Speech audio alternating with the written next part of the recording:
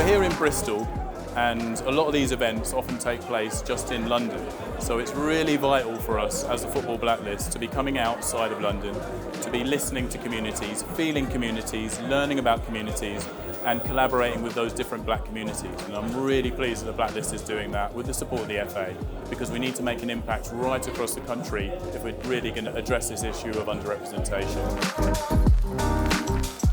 If there's an appetite for allyship, the FA, the Football Blacklist, I think it can only be a positive thing, and once again sets a good example for those looking in.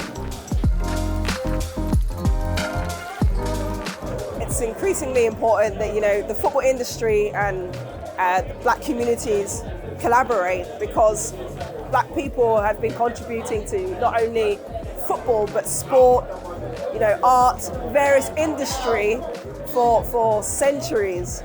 So it's acknowledging the history of our contributions that allows us to educate young people as to what they can do and how far they can go.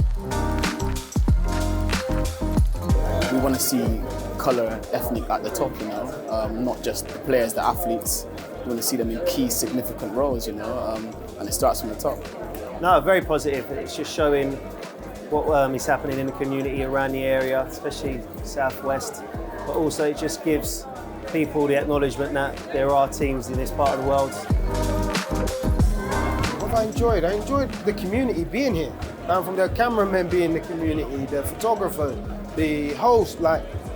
This event brought everyone in the community together in one role or another. I'm from Bristol, but there's black people from Bristol.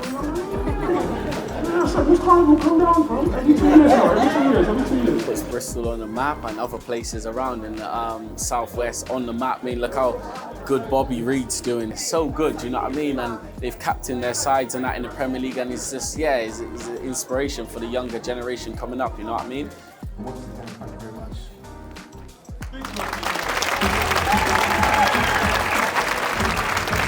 Things like this hasn't happened for as long as I've obviously been around, and people were talking, they've been in their careers for 40 odd years, and something like this hasn't happened in Bristol. So it's definitely a good step in the right direction, and there's people who came here today, young black people that can actually look forward to the future of black excellence in Bristol that could be nominated for awards in the future. So it's really exciting to see what the future holds.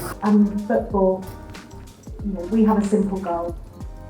The people that run the game, that administrate the game, that officiate the game, should better represent those that play the game. It means everything. It's so nice to get recognised. There's obviously lots of people that I work with personally that don't get recognised as much, but I might create an event, but the people that help me write the reports and do everything behind the scenes, it's the most important part. The Football Blacklist is absolutely delighted to be in Bristol.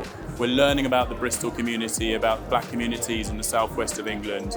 It's really important we amplify the talent that exists in this part of the country, and I can't wait to see what this leads to in the future.